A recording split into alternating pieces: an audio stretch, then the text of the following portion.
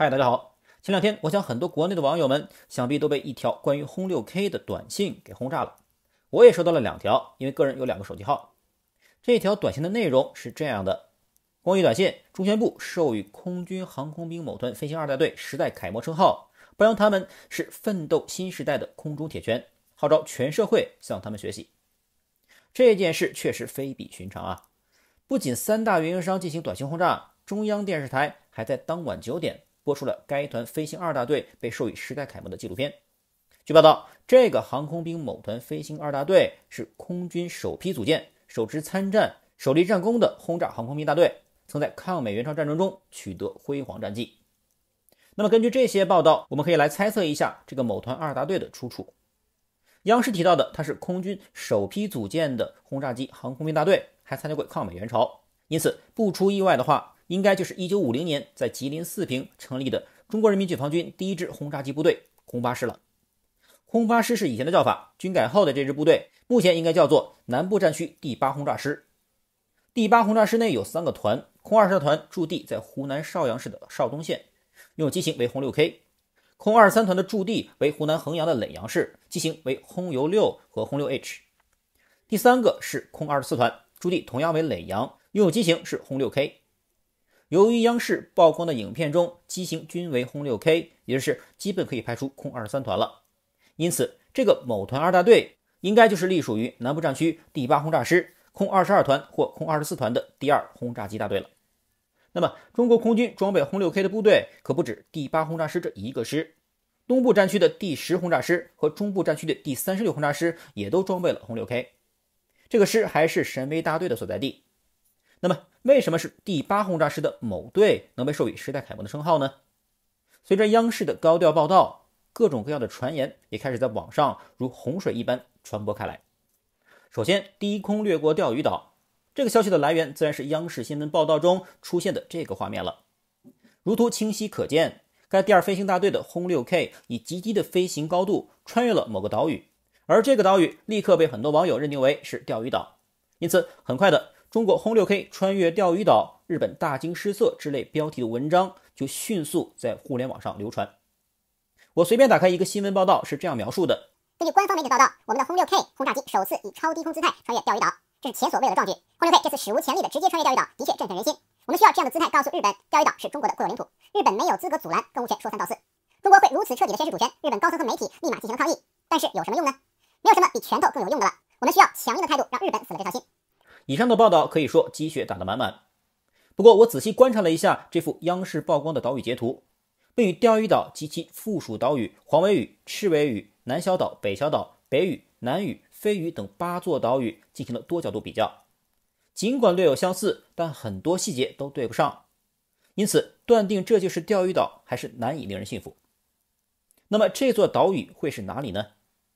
如果要将中国领海范围内的几千个岛屿，当然也不排除境外的无人岛，都拿来跟这个岛屿比较，我想没有 AI 的帮助是办不到的。检索能力超强的我也没有那么神。不过好巧不巧，小弟今年的春节刚好是在海南文昌度过的。文昌除了是我国的卫星发射中心外，在它的东侧还有一个岛屿群，叫做七洲列岛。七洲列岛尽管没有海南的蜈支洲岛、西岛、分界洲岛等旅游胜地那么有名，但它却是整个海南除三沙市外最东侧的岛屿群。七洲列岛由7个岛屿组成，由南向北分别为南市、双帆、赤市、平市、狗卵福、灯市和北市岛。我在文昌过年时还留意过这7座岛屿。而七洲列岛中位于最北端的北市岛，用卫星地图 3D 模式打开后是这个样子，是不是有些像呢？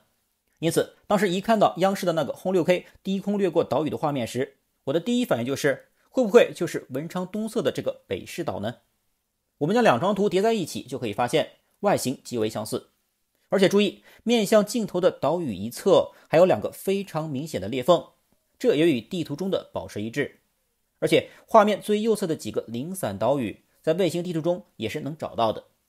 因此通过以上的诸多细节，我基本可以确定了央视镜头中出现的那个轰 6K 低空掠过的岛屿并不是网上流传的位于东海的钓鱼岛，而是海南文昌东侧的北市岛。如果制作那期纪录片的相关方或者央视编导看到本期视频的话，可以帮忙求证并确认一下本人的分析和猜测。接下来，网上流传更广的消息就是轰六 K 对前几天闯入中国南海的里根号航母成功进行了低空突防，并且还对里根号航母实施了反舰导弹的实弹发射任务。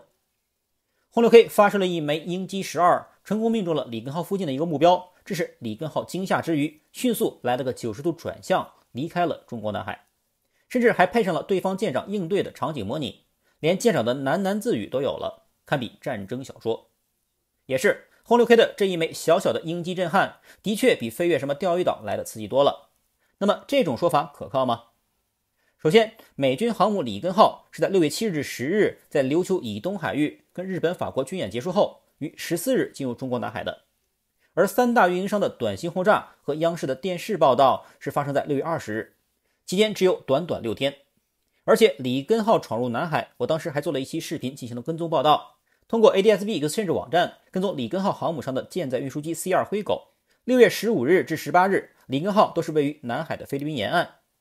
这是6月19日的行动轨迹，看起来里根号仍然在中国南海，并从菲律宾运输补给。这是6月20日的轨迹图，里根号位置更靠南了。这一天也是短信发出和央视报道的同一天。接下来6月21日，里根号则是从南海的菲律宾沿岸驶向了越南沿岸。而到了本期视频制作的23日，里根号仍然在靠近西沙附近的越南沿岸，并未驶出中国南海。因此，综上所述，所谓的轰六 K 低空突防并发射鹰击12，迫使里根号转向离开的消息，从时间点上就不可能了。即便退一万步讲，央视的确是提到了低空以掠海飞行的方式成功逼近到该外舰的近距离。如果后面的发射鹰击12和迫使里根号离开南海是网友杜撰的，那有没有可能是里根号14号一进入南海，轰六 K 就对其来了个低空突防，给了他一个警告，让其不要靠近中国岛礁呢？同样也不太可能。首先，在外国军舰没有抵近至中国岛礁一定范围之内，轰六 K 是不会随便对其做出这种低空突防的进攻动作的。而且里根号一进来就被我方至少6艘军舰包了饺子，之前视频也提到了。既然我方已有军舰跟监，完全无需再出动轰六 K 进行这种无预警威慑。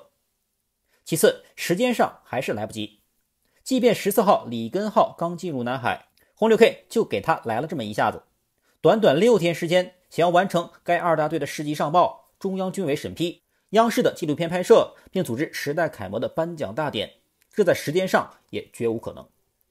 通常来讲，要评选如此重要的时代楷模荣誉称号，全国各战区的轰炸师会先根据前几年各大队任务的完成情况和创造过的光荣战绩，推选出自己师中的某个大队，再上报至中央军委进行评选和最终定夺。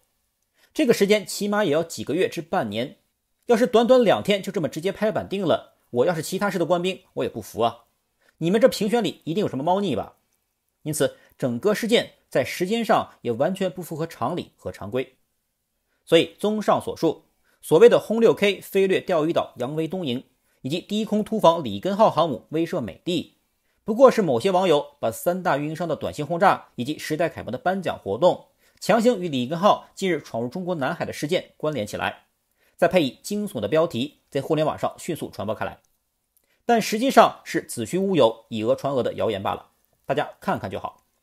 至于第8轰炸师的这个第2飞行大队，是因为具体哪些事件才被中央军委授予了时代楷模的称号，希望随着时间的推移，未来能够逐一揭晓吧。好，那本期视频就录到这里，我们下期视频再见。